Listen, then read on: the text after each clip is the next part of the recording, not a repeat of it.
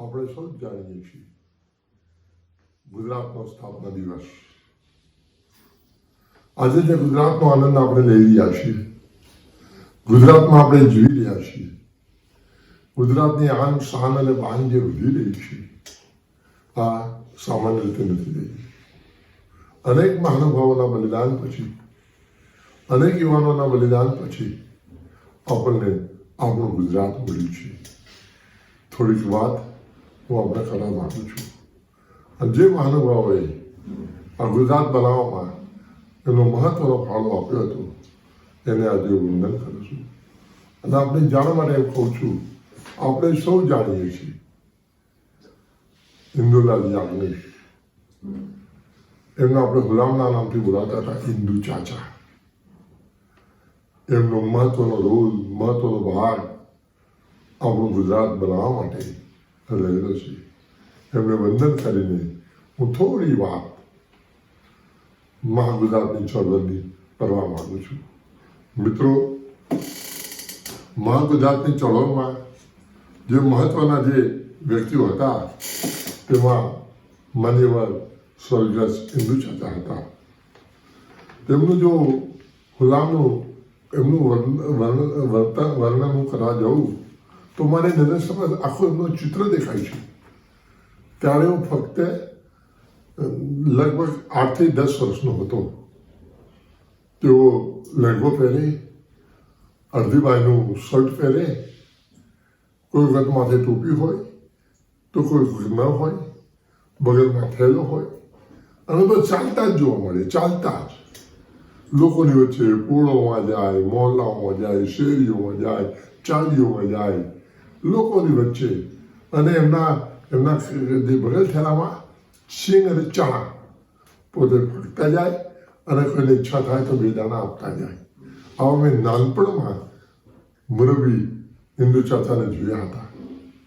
આજે જો તમે નહેરુ બ્રિજના છેડે જાઓ તો ત્યાં એમનું બાવલું રાખ્યું છે. અને આમ ચાલતા હોય, બગલ થેલા સાથે એમની સ્ટેચ્યુ છે. બે ઘડી આપણને જોવાની ઈચ્છા થાય. આમાં ફકીરી, જેને ફકીરી ધારણ કરી હતી એવા મુરબ્બી ઇન્દુલાલ યાજ્ઞિકને યાદ કર્યા ના રહેવાય નહીં. અને હું નાનો હતો ત્યારે અમારા સ્કૂલમાંથી એમનો એક આશ્રમ ચાલતો હતો નૈનપુરમાં. ત્યાર તો અમદાવાદ અમને બહુ દૂર લાગતું. અમને રેલવે સ્ટેશને લઈ ગયા, લોકલ ગાડીમાં બેસાડ્યા, મેમદાદ સ્ટેશને ઉતર્યા, ત્યાંથી ચાલીને અમે એમને આશ્રમે ગયા હતા. આ જૂના સ્મરણો મને આજે પણ યાદ આવે છે. પરંતુ મિત્રો, આજે આપણા ગુજરાતનો સ્થાપના દિવસ છે એટલે હું થોડી વાત આપણે સવિશેષ કરવા માંગુ છું. ગિરિબાસી મુંબઈ રાજ્યના વિભાજનની જ્યારે વાત આવી ત્યારે એક જટિલ સમસ્યા હતી કે દ્વિભાષી રાજ્ય ચલાવવું એ બહુ અઘરું હતું અને એમાં મોટા ભાગે આપણને અન્યાય થવાનો હતો. એટલે એ વખતના આપણા નેતાઓ દ્વિભાષી મુંબઈ રાજ્યના વિભાજનની જે જટિલ સમસ્યા હતી ત્યારે ગુજરાતી અને મરાઠી આ બે ભાગ હતા. ગુજરાતી આપણે મહારાષ્ટ્રના લોકો મરાઠી ભાષા બોલતા હતા. ચોખ્ખું નજરે દેખાય એવા બે ભાગ હતા. છતાં પણ દ્વિભાષી રાજ્ય બનાવવાની જે વાત ચાલી હતી.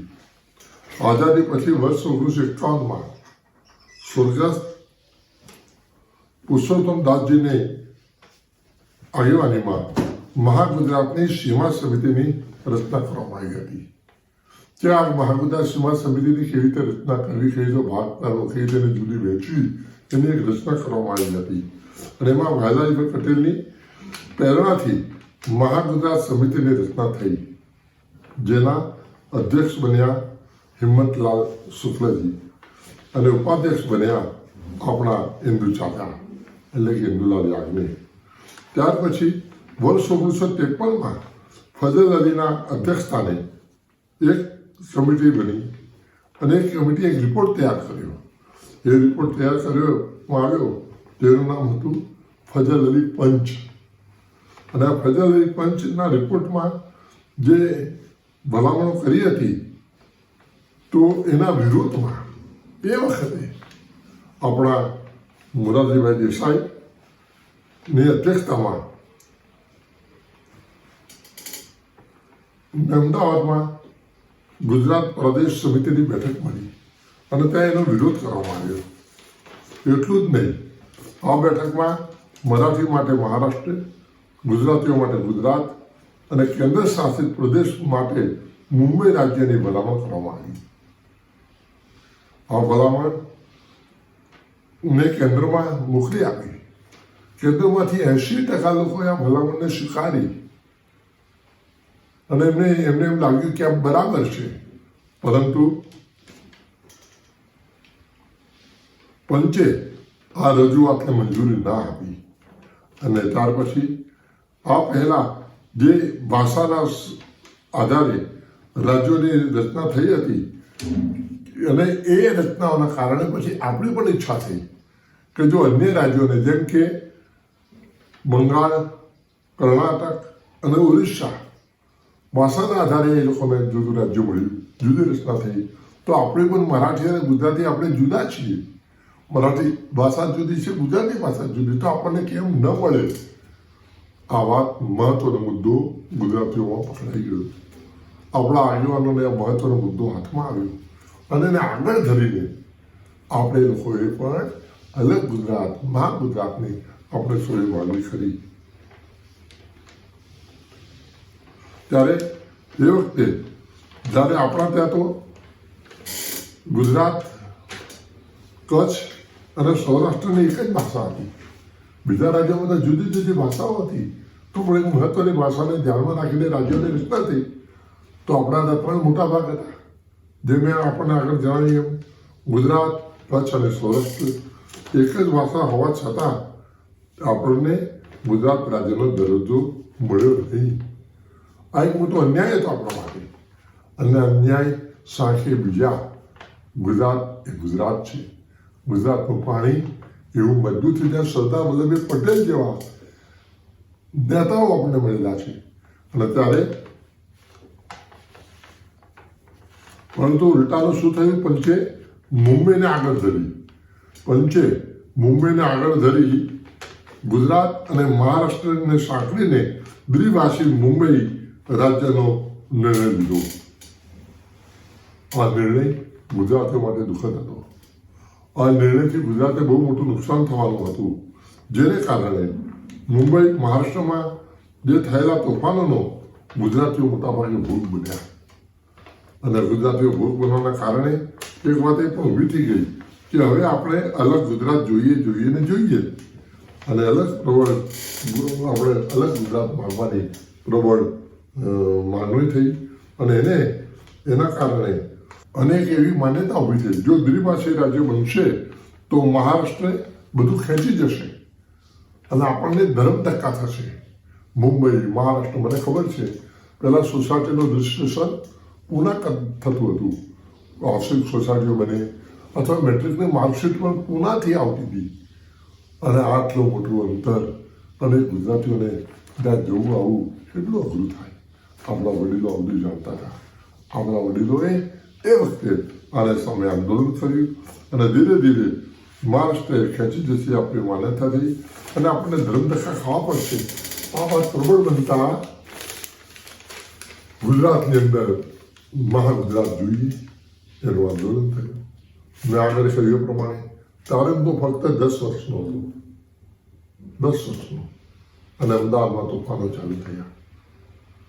આ તોફાનોમાં મને ખબર છે, જો જ્યારે ભેજસભા હાજી બીબીના ટેકરા પર રહેતો હતો અને માહિતી મળી કે ચંદ્રવિલાસ હોટલને તોડી છે, એને આગ લગાડવામાં આવી છે, એની જોડે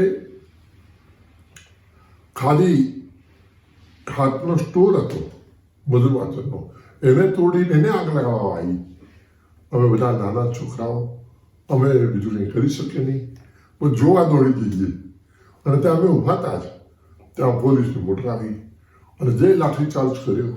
અમે સીધા ઉભા રોડે કાલુપુરના રોડે દોડવા માંડ્યા. ત્યાં ખાડિયા 4 રસ્તા આવ્યા, ત્યાંથી અમે ડાબી બાજુ બધા વળી જવા માંડ્યા.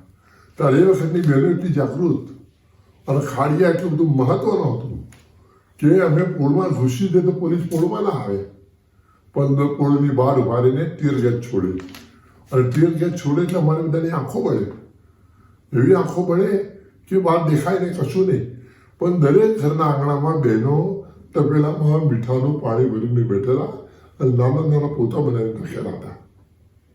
જે પોળમાં આવે, યુવાન આવે, નાનો છોકરો આવે, જે આવે એને જ મીઠાનું પોતું આપે અને કે તમે આંખે લગાડો, તમારી આંખો નહીં બળે. એમ કરીને બહેનો પણ મદદરૂપ થતી હતી, પોળોની બહેનો પણ. અને એ વખતે ખાડિયા એક નંબર કહેવાય. સમગ્ર શહેરનું જો નાક પોતો ખાડિયા, આંદોલનના પ્રણેતા પોતો ખાડિયા, આગેવાની ખાડિયાની હોય. અને એ ખાડિયાએ પણ બહુ આહુતિ પણ આપી. યુવાનોની ખાંભીઓ પણ સૌથી વધારે જો રચાઈ હોય અથવા મૃત્યુને શરણ થયા હોય યુવાનો તો ખાડિયા વિસ્તારમાં થયા છે. આ ખાડિયા આજે પણ નંબર 1 તરીકે હું એને માનું છું. મિત્રો, આ ખાડિયાના જે તોફાનોની અંદર જે સહયોગ મળતો હતો, ગુજરાતને અલગ કરવા માટે જે લોકોએ પ્રયત્ન કર્યા, આવા અનેક કાર્યકર્તાઓ હતા, અનેક વડીલો હતા. આજે તો સૌના નામ લઈ શક્યો નથી.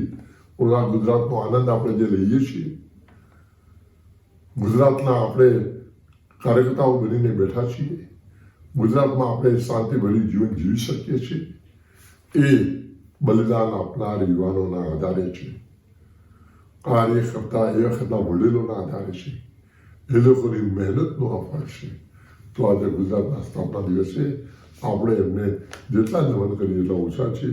મિત્ર, દિવસો તો ઘણા આવે છે, પણ જે જન્મદિવસ મહત્વનો છે આપણા માટે અને જન્મદિવસ ઉજવીએ છીએ એવું આ ગુજરાતનો સ્થાપના દિવસ પણ હું MP હતો ત્યારે પણ ગુજરાત ભવનમાં ગુજરાતના મુખ્યમંત્રી ત્યાં આવતા હતા આગલા દિવસે 5 વાગે અને સ્થાપના દિવસ ઉજવતા હતા. અત્યારે કોરોનાના કારણે આપણે બહુ જોઈએ રીતે ગુજરાતનો સ્થાપના દિવસ ઉજવી શક્યા નથી. એક બાજુ મૃત્યુની છાયા છે, એક બાજુ કોરોનાનો ત્રાસ છે, અને આવા સમયે આપણે સૌ કોઈ આનંદ કરીએ સ્વાભાવિક નથી. તેથી શાંતિથી આજનો ગુજરાત સ્થાપના દિવસ આપણે પૂરો કરીએ છીએ. અને હું આશા રાખું છું જલ્દીથી આપણા બંધુઓ, સમગ્ર દેશના બંધુઓ, એને તંદુરસ્તીપૂર્ણ પ્રાપ્ત થાય, કોરોનાનો નાશ થાય અને સર્વત્ર શાંતિ પ્રસરે, સર્વત્ર સ્વાસ્થ્ય જળવાય. એ જ પ્રાર્થના સાથે આજે હું મારી વાણીને વિરામ આપું છું અને પુનઃ આપ સૌને આપણા ગુજરાતનો સ્થાપના દિવસનો અભિનંદન આપું છું. સાથે સાથે જય મહાગુજરાત, જય મહાગુજરાત, જય મહાગુજરાત.